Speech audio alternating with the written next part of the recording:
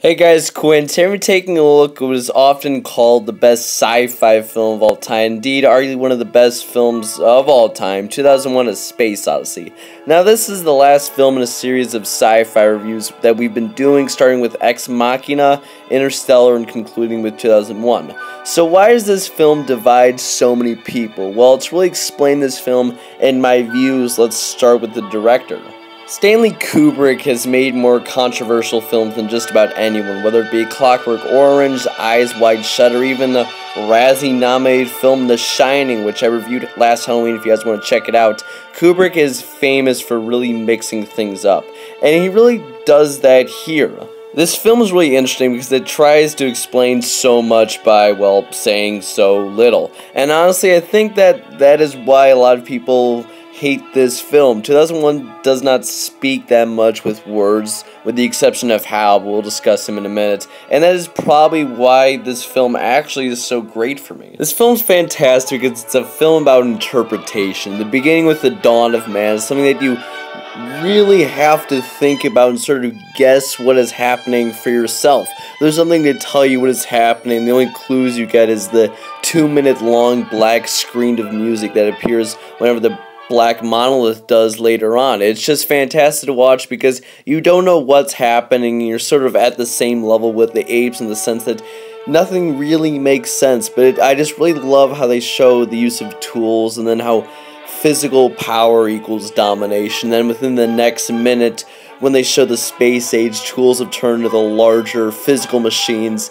and then the power comes from the knowledge you have. I find it super pretentious, but at the same time, I've never seen any film that's more smoothly and subtly demonstrated the development of, well, humanity than this opening. Everything on the spaceship to Jupiter is also brilliant. Besides the fact that the visuals are awesome, I love how the humans are all made insignificant to the almost all-knowing HAL 9000. By the way, as a side note, he might actually be, I think, my favorite villain ever, and that's coming from a Bond fan, because he's smarter than everyone else, so you can't defeat him through outsmarting him, and he has just so much power that because he's freaked out for like 1 minute, he has the ability to slaughter like 300 people. It's awesome. But anyways, HAL is perfect for the film because it shows that humans haven't fully been developed yet, and that we still have room to grow. So even though we have the spaceships and advanced tools, we still aren't powerful enough yet to beat things around us, which is why the ending is even better. And speaking of endings, which I know is weird as shit, but I'll get to it, besides the fact that the light show wormhole bit is a tad long, once Dave, who's the main character, if you can give the title to a human, gets to the room, I love how they show his development. The whole film is about showing how humanity develops, so by putting him in this sort of zoo setting and then developing him to the perfect star child human is, for me, a perfect ending to the movie. It shows that humans have the ability to develop, but only through an outside force, which is why something this film is a sort of metaphor for God developing man. Can we grow to perfection?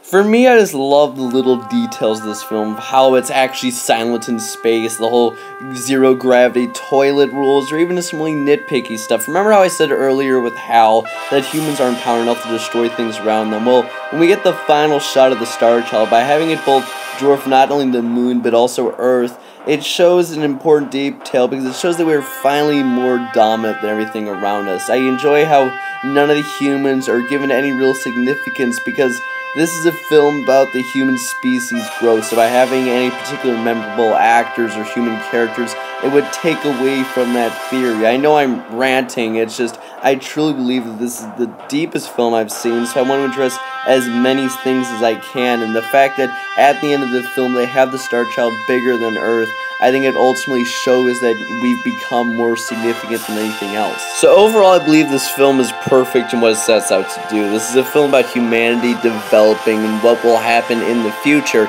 And if you dig hard in this film like I have, then hopefully you'll come up with some ideas of what this film theorizes. At the same time, though, I do think it's important that you draw your own conclusions, because I'm avidly against looking up theories about movies, because I believe you should draw what you want from it, and none holds more true than 2001. It's exactly what a film needs to do, and although I won't say exactly how objectively good I believe this film to be, because I will have a series of videos for that in the future ranking the best films ever. This is easily one of the best, but subjectively, I love this film, and it's definitely...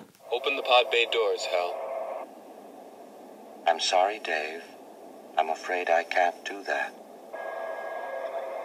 With a score of 9.7, yep, my highest score so far, I think this film is just about perfect. So what do you guys think of 2001? Does any of you interpret it differently? Whatever it may be, leave in the comments section below, and I'll see you guys next time with a review of what many believe to be the best film ever. So anyways, like, share, comment, subscribe, and I'll see you guys next time. Ciao.